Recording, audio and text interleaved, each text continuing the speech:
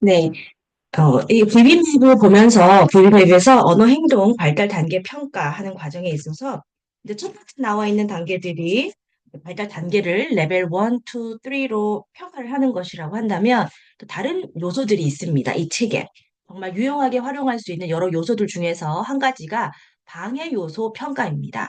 방해 요소, barrier이라는 말인데 결국에 이 말은 우리 아이들이 이 학습과 언어 행동을 습득해서 이렇게 기술들이 올라가는 과정에서 어떤 부분에 어렵기 때문에 어떤 부분이 우리 아이들의 학습을 방해하는가를 가늠할 수 있는 그런 하나의 도구라고 할 수 있겠습니다.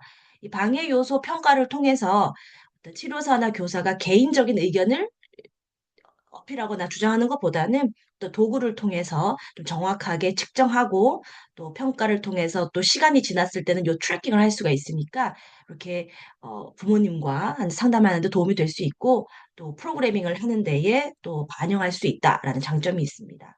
먼저 방해 요소 평가에 대해서 알아보겠습니다. 방해물 평가. 24가지의 학습과 언어 습득을 방해하는 요인을 분석한다. 이렇게 얘기하고 있습니다. 총 24가지라고 하는데, 이제 다음 슬라이드에서 그 24가지가 어떤 영역인지에 대한 어떤 대체적인, 대략적인 이름을 한번 보겠습니다. 자, 그리고 요 평가에서는요, 평가 점수가 낮으면 낮을수록 좋은 점수를 기록한다. 요 부분이 앞서 보셨던 발달 단계, 그리고 나중에 볼 것들하고 좀 비교했을 때 다른 점이 되겠습니다. 기능 행동 분석의 첫 번째 단계로 사용이 가능하다. 우리가 행동 분석을 통해서 뭐 어려운 문제를 밝혀내고 그 행동의 기능을 이제 그 밝혀내서 그 대체할 만한 행동들을 가르치고 하는 과정에서 어떤 기능 부분에서 조금 미진한가, 어떤 부분에서 학습에 이제 방해되는 요소들이 있는가, 이게 분명히 그 행동 계획서를 작성하는 데도 도움이 많이 될 거다 이 말이죠. 자, 그래서 기능 행동 분석의 첫 번째 단계로도 사용이 가능하다라고 이야기하고 있습니다.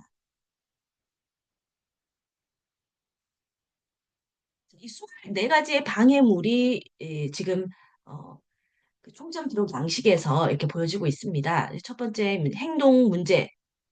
그렇죠. 다른 어떤 뭐 자해나 타해뿐만 아니라 좀 어렵다라고 할 수 있는 그런 행동 문제들이 그 학습에 또 기술을 습득하는 데서 어떻게 방해가 되느냐, 행동 문제에 대한 첫 번째 그 영역이 있고, 교수 통제 또는 지시 통제라고 썼습니다. 이제 지시 통제 부분에 있어서 어려움이 있는 건 아닌지, 그리고 멘드, 자기가 원하는 것을 요구하는 기술, 요 기술이 아직 약하거나 아니면 뭐 아예 없거나, 그죠? 이런 부분이 있지는 않은지. 마찬가지로 텍팅, 사물의 이름, 사물이나 그림의 이름을 말할 수 있는 기술. 모방은 우리 앞에서 했던 것처럼 상대방의 또 움직임을, 그렇죠. 다른 그 파트너의 움직임을 보고 모방하는 구조적인 모방일 수도 있고 자연스러운 상황에서의 모방일 수도 있는데 이 모방이야말로 사실은 이 배움의 가장 기초적인 기술이 됩니다. 그래서 모방이 어떻게 형성이 되었는지 점검하는 그런 영역입니다.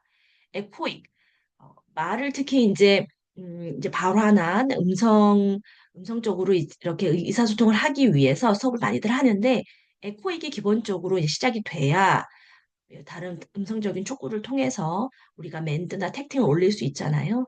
그런 의미에서 에코익이 이렇게 형성이 되어 있느냐. 시각 매칭, 유독 이 시각 매칭이 잘 안 되는 그 우리 아동들이 있습니다. 그래서 이런 부분이 어렵기 때문에 다른 학습에 방해가 되는 것은 아닌지. 청자 기술, 청자 반응이죠. 그러니까 수용 언어라 볼 수 있겠네요. 인트라버벌, 이 주거니 받거니 하는 이 언어 행동의 양상이 약하거나 혹시 없는 건 아닌지. 사회성, 소셜 스킬이라고 해서 뭐 기본적으로 노는 기술도 포함할 수 있지만 음, 상대방과 그리고 같은 그 활동, 뭐 사물을 가지고 노는 그 상황에서 어떻게 공유를 하는지, 기다리기는 가능한지, 그러니까 음성적이자 비언어적인 어떤 그런 제스처들을 이해할 수 있는지, 사회성 부분이 훼손이 됐을 때 분명히 학습에 어려움이 있을 수 있겠죠. 또 간혹 우리 이제 어린 아동들 중에서 축구를 우리가 이제 통해서 정반응을 유도한다라고 이렇게 수업을 진행을 하는데 결국에는 촉구를 빼주면서 촉구 용암을 통해서 독립적으로 할 수 있도록 우리가 그렇게 교수 생활 세팅을 해야 되는데에도 불구하고 촉구 의존적으로 변하는 경우도 굉장히 많습니다.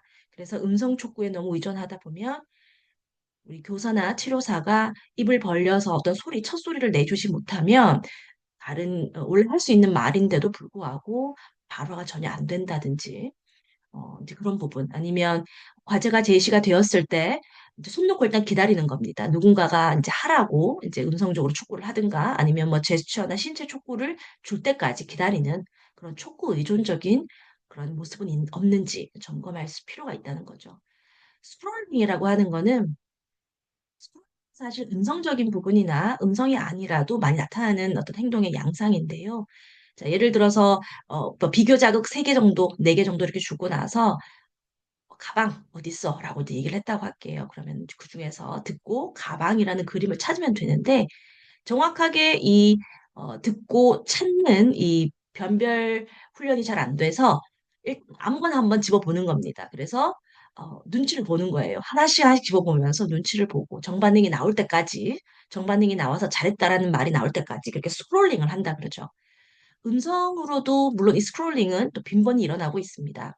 음, 예를 들어서 뭐 오늘 뭐 점심 때 뭐 먹었어? 라는 질문에 대답하는 그런 상황이라고 했을 때, 뭐 정답이든 아니든 상관은 없는데, 왜냐하면 이제 치료사나 교사로서 알 방법이 없다라고 한다면, 이게 이제 맞든 틀리든 이거는 큰 의미는 없는데, 일단 하나씩 그 아동이 막 던져보는 거예요. 밥? 짜장면? 그죠? 그래서 우리 교사나 치료사의 표정을 이제 표정을 계속적으로 막 보는 거예요. 자, 이렇게 스크롤링 행동은 어, 굉장히 이제 조심해야 되고 특히 초반에 이런 행동이 형성되지 않도록 주의하는 것이 굉장히 중요하다. 그래서 변별 훈련할 때 조심해야 되고 차별 강화를 통해서 정반응이 한 번에 나올 수 있도록 이렇게 모양을 만들어 갈 필요가 있겠습니다. 스캔이 훼손되는 경우, 이제 예를 들어서 이 시각적인 부분에 있어서 그렇겠죠. 시각 매칭 부분에서 변별 자극들을 쭉 스캐닝을 하고 이제 들었던 이제 자극에 합당한 반응을 해야 되는데 그 스캐닝이 잘 안 된다던가 조건 변별이 지연되었다든가 일반화가 잘 안 된다든가 또한 동기가 미약하다든가 여러 가지 이제 이런 이유들이 학습을 방해할 수 있다라는 겁니다. 반응의 필요 조건으로서 MO가 약화되어 있다. 동기화가 잘 안 됐다는 거죠. 동기 설정이 잘 안 된 거죠. 강화제에 너무 의존적이 될 수도 있다. 앞에서 말했던 촉구 의존과 비슷한 이제 맥락인데 강화제가 없으면 이제 어, 자연스러운 동기가 일어나지 않는 겁니다. 그래서 너무 강화제 의존, 특히 이 강화제로 이제 많이 쓰는 이렇게 먹을 것들, 먹는 거에 너무 의존하다 보면 치료실 들어서면서부터 이미 이제 그 먹는 그 먹고 싶다, 간식에 대해서 계속적으로 얘기하면서 들어오는 친구들도 많죠. 그래서 이 강화제에 의존하는 경향, 이것도 조심해야 된다. 그렇기 때문에 좀 체계적으로 촉구를 이렇게 용암시키는 것처럼 강화제도 좀 간헐적으로 갈 필요가 있다. 계속적인 강화에서 간헐적 강화로 갈 필요가 있다. 자기 자극, 뭐 상동행동이라고 불리는 자기 자극적인 행동들이 분명히 학습에 영향을 미칠 수가 있겠습니다. 자, 좋음. 어, 뭐 이렇게 채팅이나 인트라버벌에서 이렇게 끊임없이 이 소리를 만들어내기는 하는데 정확하지가 않아서 이게 정반응인지 오반응인지 사실을 모르는 경우가 많아요. 그럴 때 사실은 발음에 혹시 문제가 있는 것은 아닌가. 그렇다라고 한다면 실제로 당사자는 인트라버벌 정확하게 정반응으로 반응했음에도 불구하고 우리 청자 입장에서는 이제 알아듣기가 힘든 거죠. 자, 그러다 보면 우리가 합당한 강화를 해주지 못하기 때문에 다른 여러 가지 어려움들이 발생할 수 있습니다. 직접 충동적인 행동이 있는 건 아닌지, 그리고 과잉 행동 있지 않은지, 눈 마주침의 결함, 분명히 또 이 부분이 어려우면 모방하는데 어려울 수 있고 당연히 의미 있는 눈 맞춤을 통해서 사실은 라포를 또 형성하는 거기 때문에 눈 맞춤 영역이 있네요. 그리고 감각을 추구하는 것과 또 감각을 방어하는 것, 또 요거 또한 학습에 방해가 될 수 있는 그런 요소가 있다. 그래서 감각 방어 영역 이렇게 해서 24개의 방해물입니다.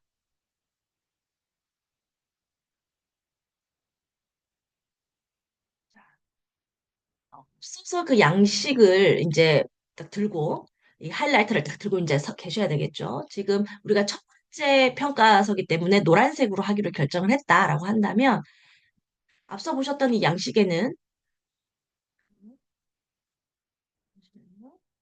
이 양식에 이제 노란색 펜을 딱 들고 자, 요 색상이라고 써져 있죠, 위에. 점수, 일시, 색상에다가 노란색으로 딱 끄시면 돼요. 자, 그리고 나서, 다음에 이 평가, 그 각각의 평가 그 질문을 보면서, 이제 기록 양식을 보면서 하나씩 점수를 매기면 되겠습니다.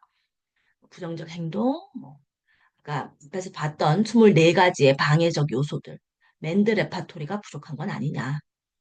동작 모방이 어려운 건 아니냐. 이렇게.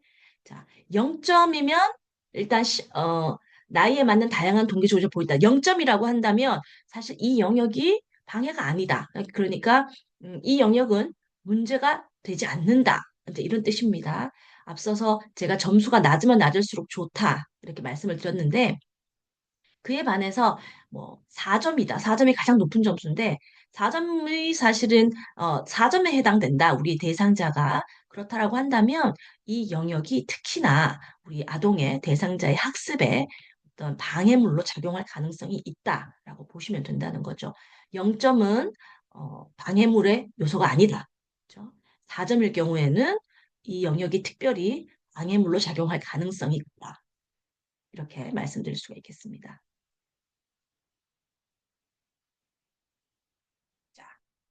이 VB맵에서 우리가 발달 평가를 했고, 그리고 나서 방해물의 요소 평가를 했습니다. 다음으로 나오는 부분이 전환 평가라는 부분이에요. 트랜지션에 관한 건데, 이 부분 또한 굉장히 유용하게 사용될 수가 있어서 또 소개를 드리고자 합니다.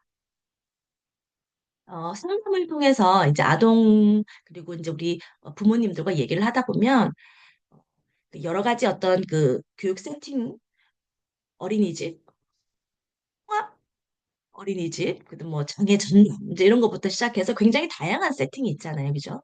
그리고 학교에 입학을 하는 순간부터 마찬가지로 특수 학교를 갈 것이냐, 아니면 일반 학교의 통합 학급 또는 특수 이제 특수 학급을 또 이제 가게 되느냐, 여러 가지 이제 초이스가 있다라는 거예요.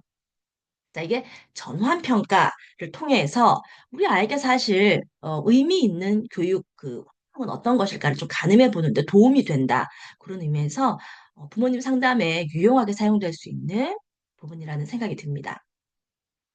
자, 한번 내용들을 볼게요. 자, 전환 평가 점수 간에 이제 구체적인 기준선을 제시하지 않는다. 이 말은 뭐냐면, 자, 아까 보셨던 방해물 요소 점검하는 것과 굉장히 비슷하죠. 자, 아까 우리 노란색이라고 얘기했습니다. 노란색이니까 1차 검사는 노란색이다. 색상 이제 할 거고 지금 총 하나, 둘, 셋, 넷, 다섯, 여섯 개, 6, 그리고 한 16 정도의 그 영역이 있네요. 그죠? 우리 아동이 전환에 관련해서 18개 정도의 그 도메인들을 보는데 각각의 그 도면을 점수화를 해서 이렇게 점수를 보고 하는 거죠. 여기에서처럼. 아까 우리 처음에 봤던 그 발달 평가나 그다음에 방해 요소 평가나 이 전환 평가랑 굉장히 비슷한 포맷으로 되어 있어요. 그래서 일단 앞에서 좀 익숙해지셨으면 이 부분도 그렇게 어렵지 않을 수 있다라는 생각이 듭니다. 어, 자, 11번, 뭐, 자연적 환경에서의 학습이 굉장히 중요할 것 같아요, 사실은. 자, 요거를 보면서 우리 아동을 한번 생각해 보는 거죠. 우리 아동이 대상자가 자연적 환경에서 집중적인 교육 없이도 2개 이상의 새로운 동작 기술을 습득할 수 있는가 한번 생각을 해보는 거예요. 자, 그리고 5번, 5점 같은 경우는 자연적 혹은 집단 환경에서 집중적인 교육이 없이도 매일 새로운 기술을 쉽고 일관성 있게 습득한다. 이런 경우는 5점이 되는 거예요. 자, 요 자연스러운 환경에서의 학습이라는 이 영역만 봐도 전환에서 지금 보고 싶어 하는 거는 우리 아동이, 우리 대상자가 굉장히 이 환경, 이제 일반처럼 아의 환경이죠. 뭐 교사가 한 명이면 학생이 20명 정도 되잖아요. 그죠? 그런 집교육 환경에서도 뭔가 배울 수 있느냐, 자연스러운 환경에서 새로운 것을 습득하는 것이 가능하냐, 이제 이 질문이 중요하다라는 겁니다. 중요하다는 거죠. 그리고 이제 뭐 변화에 적응하는 거 13번. 뭐 자발적 행동, 뭔가를 자기 계시적인 거죠.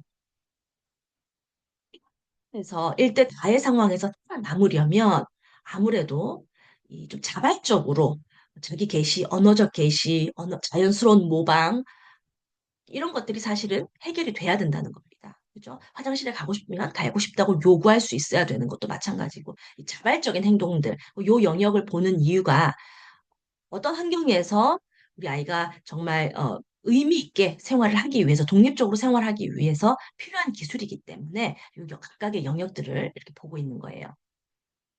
자, 점수를 매겨서 자, 우리가 이제 지금 1차 검사잖아요. 그죠? 1차 검사니까 여기에다가 노란색 펜을 들고 1점이면은 한 칸, 뭐 3점이면 세 칸이죠. 5점이면 5점, 5칸. 그래서 쭉 하는 겁니다.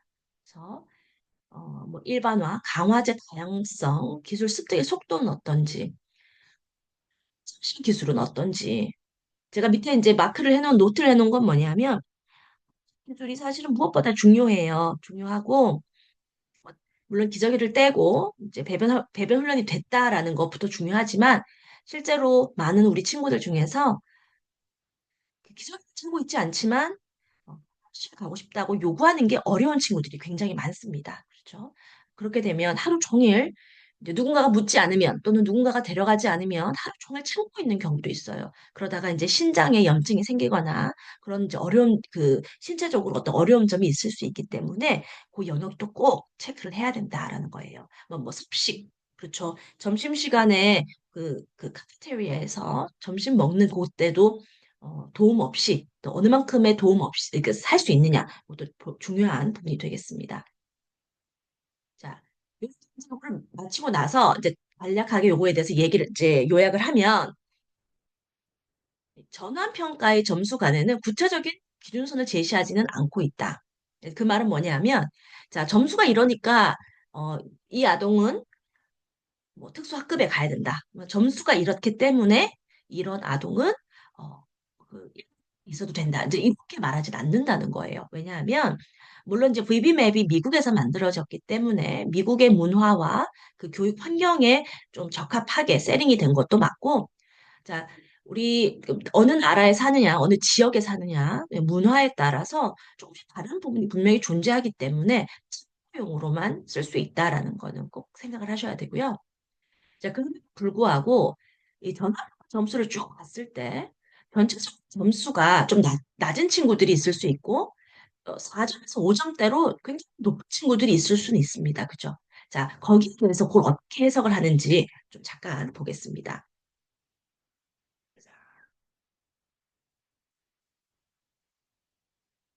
자, 전화평가 점수가 주로 0점에서 2점이라고 한다면 어, 음, 해볼까요?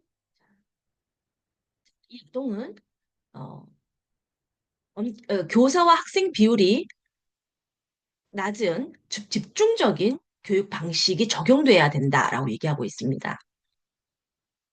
그죠?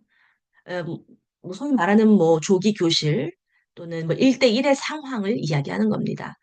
자, 이때는 정확한 행동적 방법 그리고 측정 체계를 가지고 데이터 수집을 통해서 전문 자격자에 의해서 이 감독을 받으면서 좀 집중적인 훈련이 되는 그런 교육 환경 자, 이거를 이제 제안을 하고 있죠. 사실 한국 정서에서는 지금 요 환경을 만들기가 쉽지는 않아요.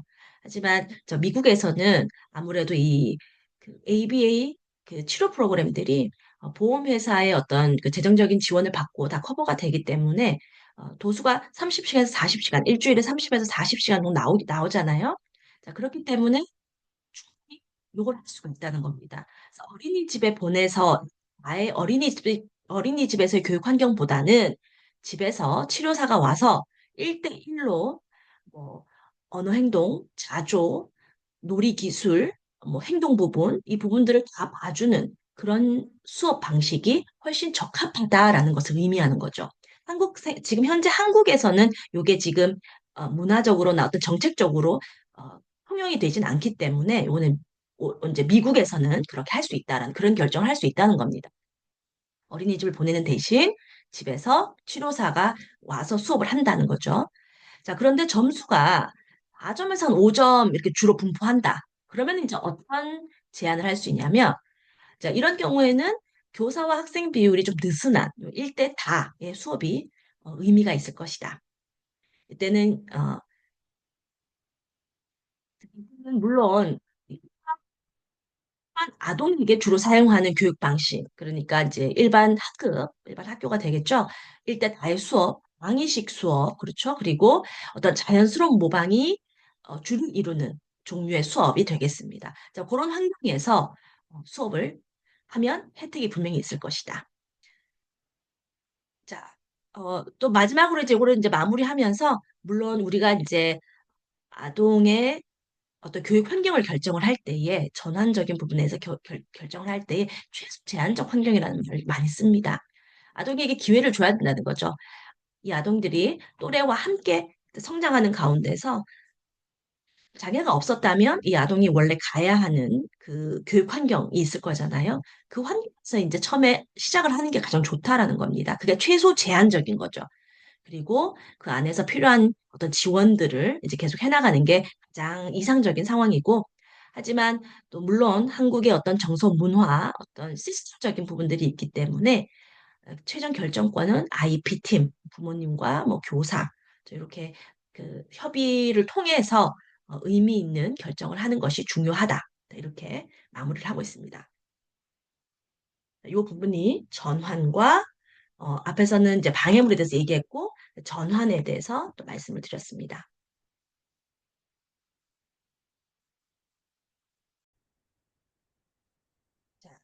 자, 마지막으로 이 VB맵에서 이제 다루고 있는 제가 이제 소개해 드릴 부분은 과제 분석 및 중재 지원 기술 평가 추적 기록표입니다. 이 말이 굉장히 어렵죠. 자, 과제 분석이다. 이렇게 생각하셔도 돼요. 과제 분석이 여기서는 가장 중요한 부분이기 때문에 자, 이게 왜 필요하냐면 자, 왼쪽에 있는 이 발표 평가 기록 양식이 보통 우리가 사용하는 평가 양식입니다. 수준 1에서 첫 번째, 멘드의 첫 번째 과제는 신체 촉구 없이, 그렇지만 이제 뭐 에코익 촉구나 모방 촉구나 손짓 촉구는 있어요. 두 개의 단어 또는 수화, 그림 선택을 통해서 멘드를 한다. 이게 1번이에요. 자, 요 1번 이제 되면 2점, 아예 안 되면 0점, 그리고 이제 반점 이렇게 줄 수 있잖아요. 그죠? 자, 그런데 이제 수업을 좀 오래 해보다 보시면 특히 그 표현 언어가 굉장히 어려운 친구들 중에서 1번, 시간 지남에도 불구하고 이 1번이 빨리 이렇게 음, 기술적으로 이렇게 안 되는 그런 경우를 많이 봅니다. 자, 그럴 때 사실은 도움이 많이 되는 게 과제 분석이죠. 그죠?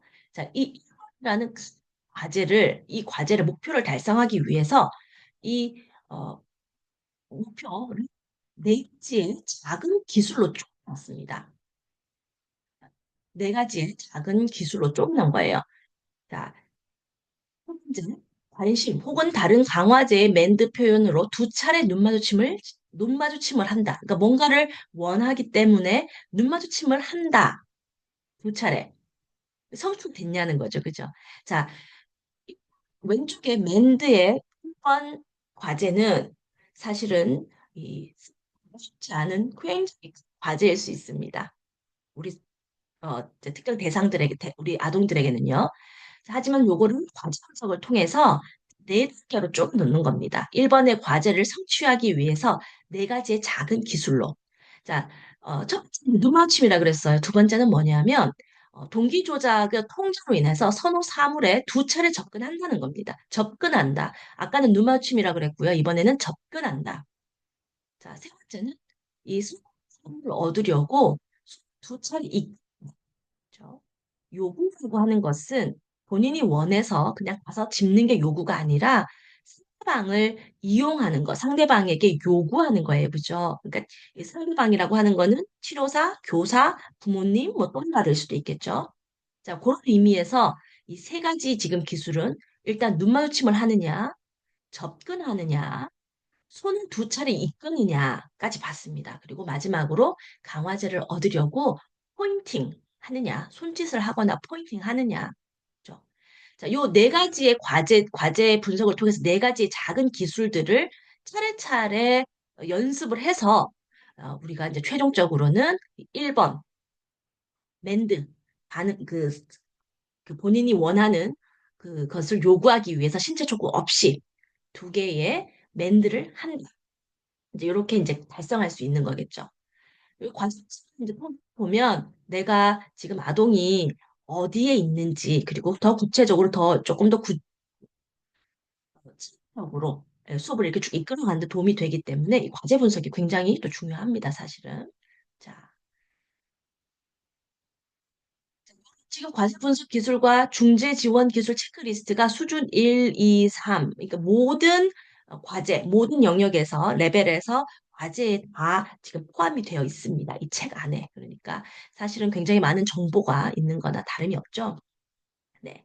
자, 이렇게 해서 오늘 이 시간에는 우리가 방해물의 요소를 평가하는 거, 어떤 부분에 있어서 어떤 요소들이 습을 방해하는가, 방해 요소 평가. 두 번째는 전환, 각각의 교육 환경, 어떤 환경에서 적합한 기술들이 있는지 점검하는 전환 평가에 대해서 얘기를 했고, 세 번째는 과제 분석, 그죠? 과제 분석과 이 중재 지원 기술 체크리스트를 이제 간략하게 한번 봤습니다.